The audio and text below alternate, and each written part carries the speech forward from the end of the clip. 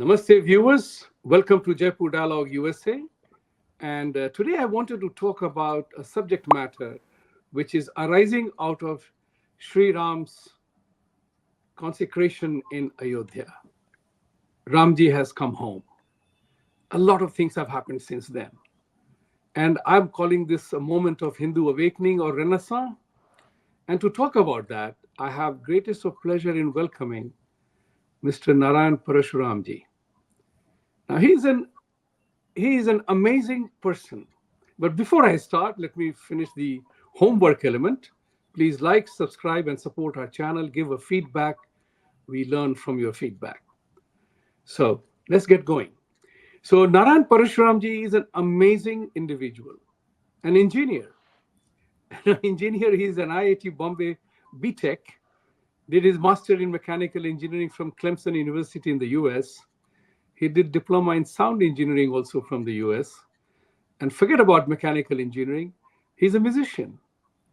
He's a musician who has won many awards, including Lata Mangeshkar Award for playback singing. And he has done some real creative work. And the first time I heard about his Ram Bhajan is just about amazing. Please visit his website and listen to the bhajan because I was so inspired. And I think everybody will be inspired by that. So, Parashuramji, I mean, you write your name in Hindi, so it's pretty fascinating. You have the liberty to speak in Hindi, English as you wish, because our audiences are of all kinds. so tell me one thing about how did you transition from engineering to music?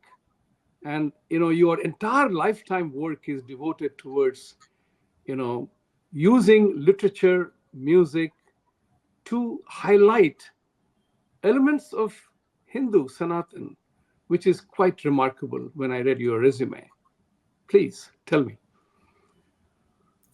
Actually, namaste to everybody, whoever is watching. I'm so grateful that I got this opportunity to connect with all of you and hopefully resonate with you too. Uh, Vibhuti ji has been very magnanimous in his introduction of me, and I accept that with a lot of gratitude. Um, your question is was how did I make the transition, right, from engineering whatever to music?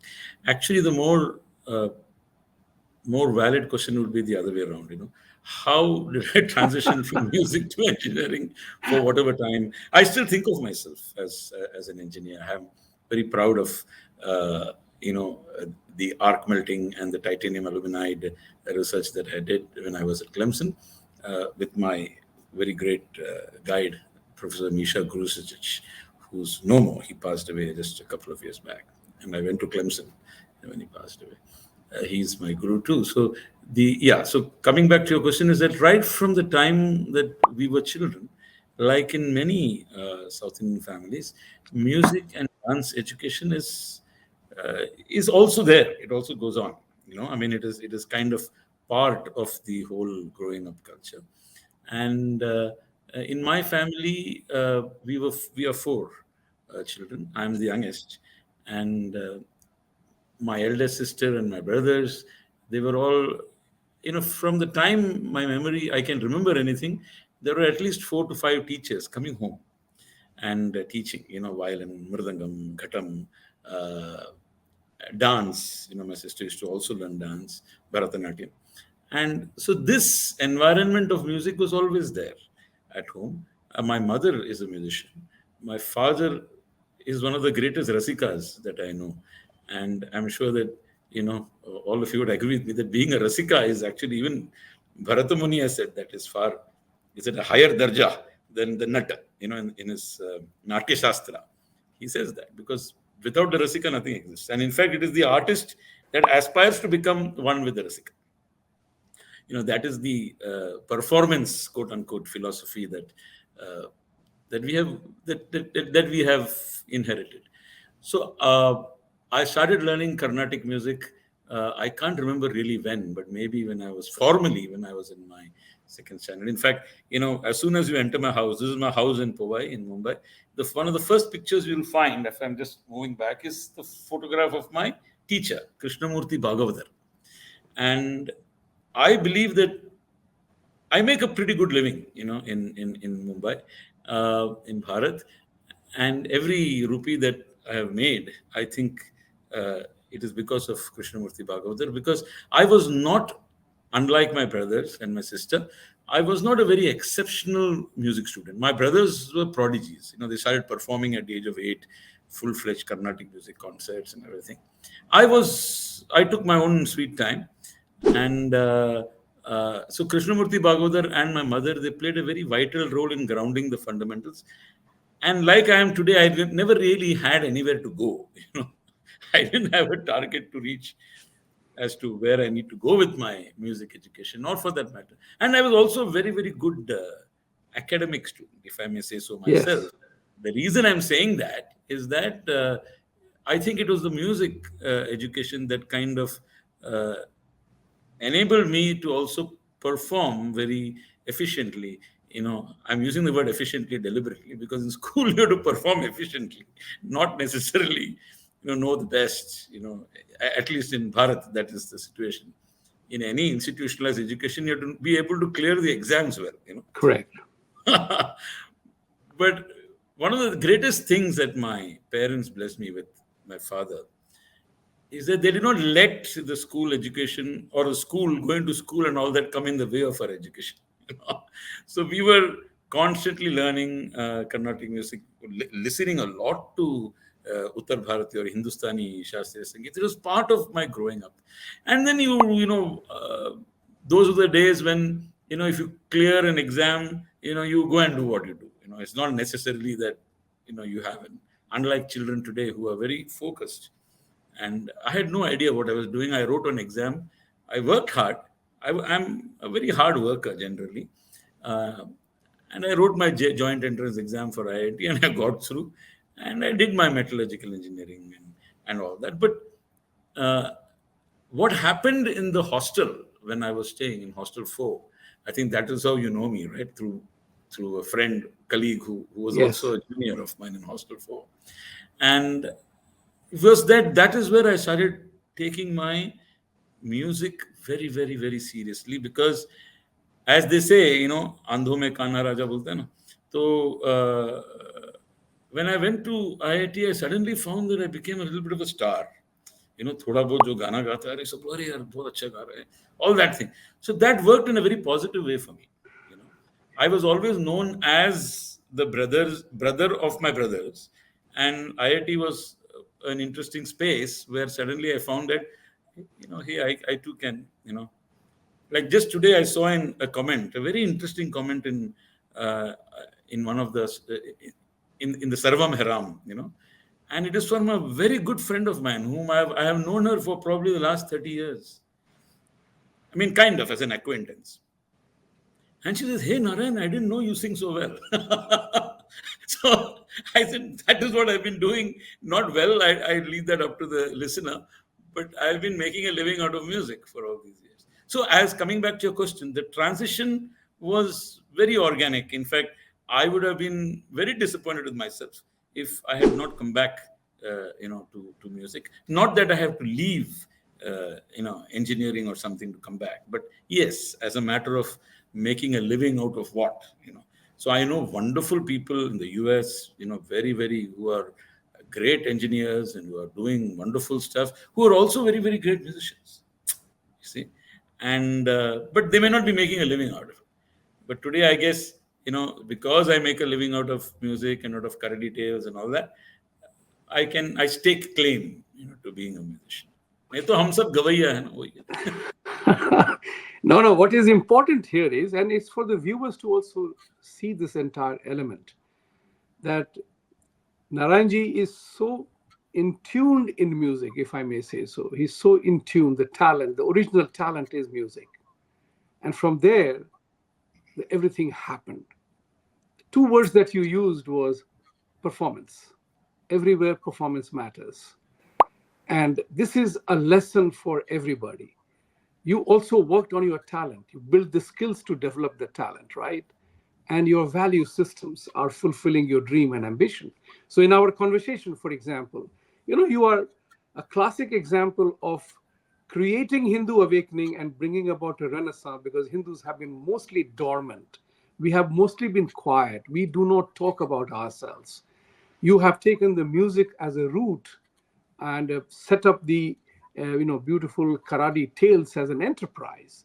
So tell us about this Karadi Tale enterprise, and I want you to essentially connect with this element that your bhajan that you sang for Ram Bhagwan is it a sign of Hindu awakening, a renaissance, or will it also fizzle away in our enthusiasm post, because we also get very quickly satisfied with what we have and we do not pursue to the ultimate goal? So share your thoughts on Karadi Tales, the Hindu awakening and renaissance, and your work of Wings of Fire for Mr. Kalam, or Beyond the Last Blue Mountain, JRD Tata's work. How did you do that? Where did the inspiration come from? Weaving from what? How you are an Indian Hindu, and why are you a Hindu? So I've combined a lot of things for you to ponder and say. Go ahead. I was just recently doing a course in Mundok Upanishad. And one of the first sentences that comes there is that everything is a given in our life. If I were to see, and let us say if I were to examine my life, everything has been given to me. जैसे बोलता है ना, हलवा जैसा दिया हुआ है सब कुछ. What I have probably created myself is probably anxiety and a little bit of grief and tension and all that. But other than that, the beautiful things that you mentioned and you attributed it to, like, my doing. And please don't mistake this for any kind of false humility. I'm just being absolutely blunt. Is that today when I think back, I feel that everything has been providential. Like, why did we start Karadi Tales? Well, after I came back from the US in 1991, I was बोलते हैं ना हिंदी में बोलते struggler था यहाँ पे film industry में. So I was doing some jingles. I was doing I used to compose music. So I had done there was a channel in Bharat at that time called DD Metro. I don't know if you've heard of this. Yes, I remember. That was the first quote unquote, the second government channel that started. So I had got this very strange opportunity to do the signature tune of DD Metro. And somebody knew me somewhere in some Crest communication, and they said, Karo. So ऐसे मैं करता जाता. I have even sung for very mainstream Bollywood films at that time. And I've sung for Salman Khan, and for very major film, where he was there along with Sridevi and all that. And that was a 1991 or 1992. It was a period when he was really rocking. And there was a film I used to do dubbing for a very great singer called SP Balasubramaniam. At that time he used to sing, so I used to sing all the tracks, and then he used to come and dub the song. That was the format at that time. And in the case of this film, they just forgot 2-3 songs to dub it by him because they thought it was him singing. So those were the days of analog recording. And the film release ho gaya, and it was such a super duper flop. It tanked so badly, the film, that I was probably 23, 24 at the time, and I just thought, well, my life is done now. I've sung for the biggest film, and it tanked. And then the way it works in the film industry is that no matter what your skill set is, if you're associated with a debacle, people will treat you a little bit like a hot potato. So the struggle continued, and I was doing my little work. And in 1996, my brothers also returned from the US. There was a point in time when all of us were in the US. So they also returned from the US. And my bhabhi was involved in teaching the visually impaired. She has got her master's in that in that specialization. And she noticed that there are no audio stories for children of Indian content at that time. So all she wanted was, she wrote a story called The Blue Jackal, and she said, since again you have to, I do not know how many of you can recollect a time when everything was analog. That means even to record something, you had to really do a very very बहुत उसमें तामझाम करना पड़ता था. Do you have access to a studio and all that? So she just said, you just record in your voice and send it to me. She wanted to use it in her class. And when I heard some of the audio stories that Disney had created that time, because they used to take out the audio from the films, they had not created the audio book, but they used to take the audio from the films and create a tape, a cassette, like Rapunzel, Winnie the Pooh, and Gingerbread Man, and all these things. So when I heard it, I felt that the child is not going to sit and listen to the story if I'm going to narrate it. There is a lot of production involved here, and so we decided to get a very very professional. In fact, our first narrator was Nasiruddin Shah at that time, and we created an entire music score for it, filled with songs and background score and sound effects and everything. और मैंने हमने करके दिया. And then to recover the cost, we said, okay, let us also put it in the market. So cassette mein or book. So there was a book that you read, and there was a cassette that you listen. And those are the glorious days of retail, where, and a cassette player. So there, every home had a dedicated space for audio. So the child would put the cassette in and listen to the story. And lo and behold, the product just took off. We had made some, in our ignorance, we had no background in publishing, no nothing. My brother was from the world of business, Vishwanath, but he is from the world of business. And my other brother is from IM Kolkata and VJTI, and he is one of a very accomplished classical musician, both in Hindustani, Carnatic, and Western. And so we kind of brought all our skills together and made this. That is how Karadi Tales started. We never intended it to be a company. I never intended it to, feed me for. But now today is 27 years, and after one title, the second title, and suddenly we became the biggest children's book English in the English language, the children segment, and we had not even spent 1 rupee on marketing or, we just put it in the retail stores, and it used to evaporate from there, and put more, and then we were forced to come out with more titles, and suddenly I found myself doing stories for children, which was never imagined by me that this is what I would be doing. And in the course of that, I did a film which again did very very good business, called Jajantaram Amantaram, and soon I was kind of bracketed as a bachon ka music wala guy. So I started getting all that kind of work. Not that I was complaining. And then this autobiography of Abdul Kalam, which is not for children really, it is for when BBC had approached Abdul Kalam's publishers for making an audiobook of his autobiography called Wings of Fire. And at that time, Abdul Kalam ji had just become the president, and the book ended before he became the president. So at that time, I remember the story goes that Abdul Kalam ji asked the publisher, what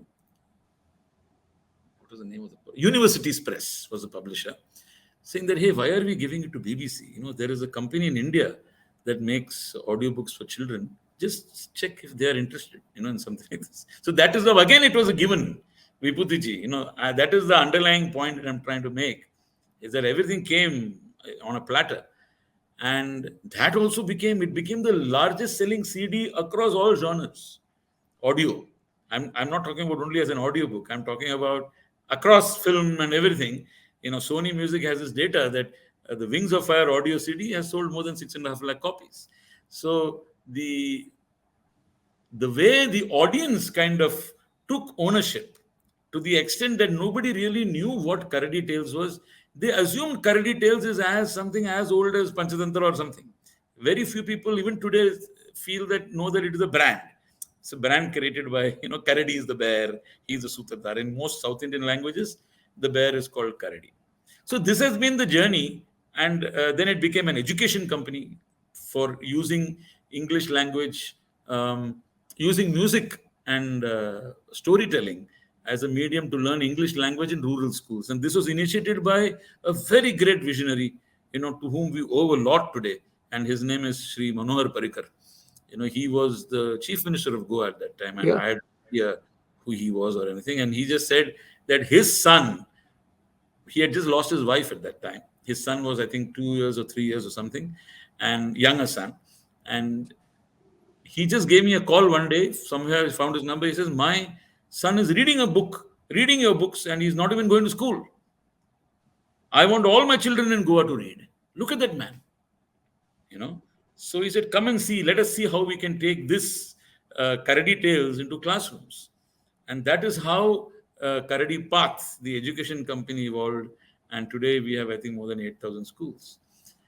All along, Vibhuti ji, now coming to your second question, is that why I keep telling that I owe every rupee that I make to Krishnamurti Bhagavatar and my music gurus is because all along I was always a musician only. And the business part of it and everything, I mean, in my social media profiles, I still call myself a salesman, But I was blessed to be a musician who sold his own music all the time, or his own work, audio work. And I think that's a great blessing, when you're also making it and you're also selling it. And you have a direct connect with the audience. And so all along, that was actually at the very core of my quote unquote competency, if at all I can call it that. And where did that come from? That came from my education in Carnatic music.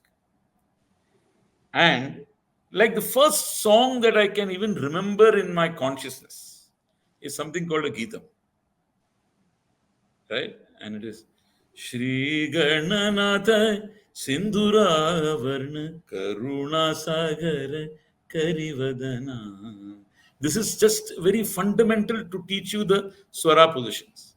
Padmanabha Parama Purusha Paranjoti Swarupa Udadi Nivasa Uraga Shayana Unnatoradama Yadukulotama Yagna Rakshaka Yagna Shikshaka Ramanama. Wow. Now tell See, me one thing. these are the basic building blocks, and at that time I never thought कि इसका साहित्य में क्या है, but ये कहीं ना कहीं it seeps into your being, and then that same Ramanama today I'm making it a Sarvam Hai Ram, and Right. I'm presenting it in a very contemporary format. So how can I say that I made that song? Right? But yes, you're a medium, to sing that song, and you're a medium with to kind of present a song. So your question about the bigger picture about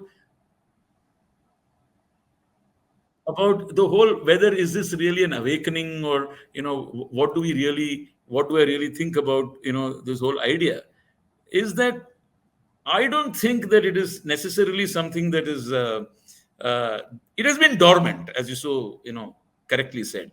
It has been extremely dormant in our DNA, and today, and Vibhuti, one thing I must say, I talk about education and all that, is that all of us have been victims, of the English language education that we've had, and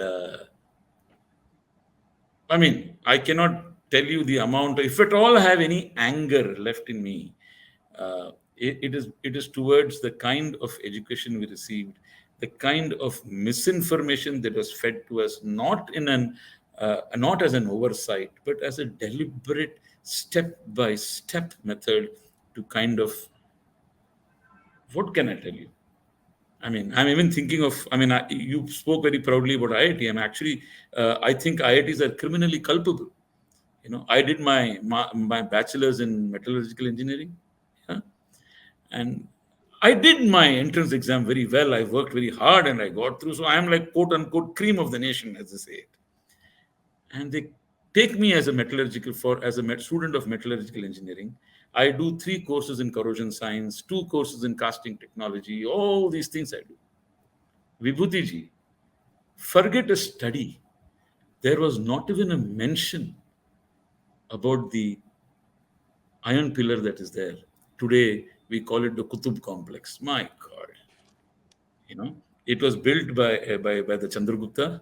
It was actually originally in Madhya Pradesh.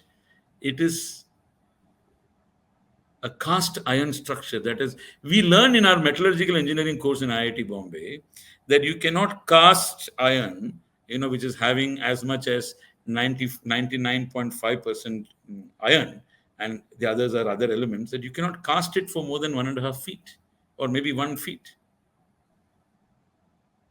And here there is a pillar standing for more than 10 meters. For 800, more than 1,000 years it is standing there. I did courses in ocean science. So many courses I did. And we are always taught that it corrodes. Look at that pillar. It is standing there. You don't even have to know the scriptures. You don't have to know anything. You just have to open your eyes and see that, oh my God, that is standing there. And there is not even a mention of it in our courses. And IIT is supposed to be an autonomous institution. I can't even blame some, syllabus, blah, blah, all that stuff. So when I joined back as faculty in IIT and I realized this awakening came very late. You're very right. ये जो बोलते हैं ना जो getting that, hitting the nail on the head and realizing, what am I doing? I actually left. I was also a faculty in IIT from 2008 to 2014 in the area of music and sound production. I left it because I felt I don't want to add to my negative karma. Because if this is what you're going to be teaching your children, any culture in the world you go, Japan, Portuguese, any culture, first they teach you what is from their soil. अपनी मिट्टी से क्या उगा है वो बताते हैं ना सर. अभी आप देखो बृहदेश्वरा टेम्पल देखो, उसके ऊपर 80 टन का एक पत्थर है, a spherical ball there in Tanjavur. I went and see there, and we are learning engineering mechanics here. We are learning mathematics course 1, 2, 3, 4, 4, 5 course किया मैंने मैथ्स में. एक भी बार पोतेयनार का मेंशन किया. पोतेयनार is a predecessor. He has given a far more efficient equation than the Pythagoras. I am not trying to demean Pythagoras and Euclid and all these people, but even today, Vibhuti ji, even today as we speak, if you take a 6th standard science book in school, they say in 1515 Copernicus discovered for the first time that it is not the earth that goes around the sun, but sun that goes around the earth. It is even now mentioned. All you have to do, don't read anything, go to a kovil, 1200 2000 year old temple mandir, you will find a navagraha murti there. Wahan pe grahas are all the planets. They used to call it grahas. Center mein kya hai bhai? Center mein surya graha hai, and everything is around that. And yet we're teaching this in our schools and colleges. So today I have taken it up as a mohim, and I tell people in Bharat, this is specifically in some kind of a bizarre, fragment we have in our DNA where we love to put ourselves down. I do not know where this comes from. So now when people are waking up, and there are hundreds and millions of people like me, right, who are actually feeling angry also. At the age of 56, I realized that I'm an illiterate. I don't know. I know squat about.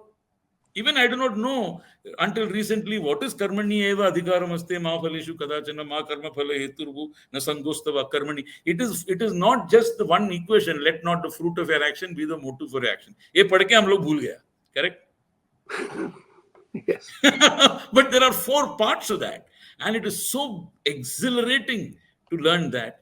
And yes, I know that we have been colonized and all that, we have been invaded, but I just shudder to think, how come we actually let all this happen? How come I actually did not ask I live in a building where there are a lot of IIT professors, and in Powai, people have retired, and I share these thoughts very openly with no malice towards anybody. So one of them tells me what to do. That is what we did, and we cannot. Even today, when I say this to IIT, nobody refutes it. They just kind of either block me or something like that. So I just tell them I will be the happiest to be proven wrong. So when you're saying how did the civilizational Jagrata happen, just as I was coming up, Vibhuti, just now, 10 minutes back, there is an Istriwala who comes to my building, and a young son. Okay. So naturally, he said to me, as I was coming up, I just said, Namaste. He says, Namaste, Jai Shri Ramji. He must be around 12 years old. Correct. So now, what do you say about that? He said it not with an intention of proving a point, but that civilizational DNA, the deoxyribonucleic acid, has to manifest. Has to manifest. And I'm very glad to you said that, because you are discussing this, and I have said this on many shows of mine I along have with heard that. Sanjay Yeah, ji I've and heard them. others. I've listened to you. Yeah. So I've always said this, that how did we, exact thing that you said, how did Hmm. we allow Yeah. others to suppress us? And one of the things that I wanted to say, and I tell people, अपने भगवान को हमें भगवान ही कहना है, Lord नहीं कहना है. Yeah. This is another part of the cultural revolution that we need, that every 140 crore people must in India begin to call our deities as Bhagwans or Shri, not Lord. Because the House of Lords British mein tha, and not only that, all the viceroys were known as Lord Cornwallis or Lord this or Lord that. Lord We Mountbatten. cannot allow our gods to be called lords. We have to culturally eliminate it. And that's why I'm very delighted that, in my opinion, Hindu awakening and Renaissance is happening. The famous arise, awaken, assert is happening. And act is happening. These are things which are happening. So, I want to talk to you so much more, but we have limitation of time today, Yeah. particularly. But we will go back on certain elements, because this is something which is very important for every Indian. Now, you have been to US, I live in America, but deep down, we are all Hindus, proud No, Hindus, it and is we have no, to no, have no. that. Let me interject here. This, because Please. many people say this. I'm so sorry to interject. Good. Is that Jagat is Bharat, right? So to restrict, yes, there is a geographical position in our. In fact, more and more I'm interacting. Last year I came, I made at least 2-3 visits to this. I am finding that because of probably the distance, the and the security that you have, in the sense that you are secure where you are. Most of the people whom I know, my friends in the, not only in the US, in other places, और उनके मन में very beautifully there is a saukhyam, as you say. There's a leisure in their mind for them to ponder on these things. Sometimes what happens is that we get so busy, in Bharat, especially if you're living in a metropolitan place like Mumbai or Chennai or Kolkata, is that we're just rushing here. That nobody really stops back to think that why am I saying good morning and good afternoon? Correct. So the DMart is a very, very, very big company in Bharat. It's a retail store, like a Walmart and all that. So every time you go to DMart, that person will say, and DMart is very close to my house. Their office also is very close to me. Some simple things. So they always say good morning, good afternoon. And every time they make a mistake. The poor guy in the afternoon will say good morning. His life is so difficult. So I said, why don't you just say namaste? It is so easy for everybody. So now DMart is actually officially, I instructed all the people as soon as they come to say namaste. So that what I'm trying to tell you is that people like you, and so many like you that I know, everybody is unique. Is that whether you live wherever you live, the idea. In fact, sometimes I feel that the contribution that some of you are making, at least a handful of you are making, is far more impactful. Because you're doing it with a far greater sense of purpose. Thank you very much. It's very kind of you to acknowledge that, and I deeply acknowledge that, gratitude, with gratitude, that what you said. Yes, you are right. At Jaipur Dialogue, we are rebuilding the entire narrative and telling the truth the way it is, without any fear. And as our dear friend Rajiv Malhotra ji said, that he said that what I like about you and Sanjay Dikshit ji, that you are not afraid of anybody. You call the Oh, shots oh as my it God. is. In fact, So when you first contacted me, I was actually nervous. It is to your credit that in this conversation, you're making me so comfortable, because I was thank very you. nervous of, actually interacting with you, because, you're known for your very outright statements. Thank you. As the saying goes, I always end my shows by saying Satyameva Jayate. And Bilkul. Satya ko, if the truth has to triumph, truth has to survive, if truth has to win, people like you and I will have to stand up and stand firm for it. Otherwise, Bilkul. it will not. Otherwise, the narratives change. So I wanted to thank you very much for coming today. We have sown the seeds of the conversation today.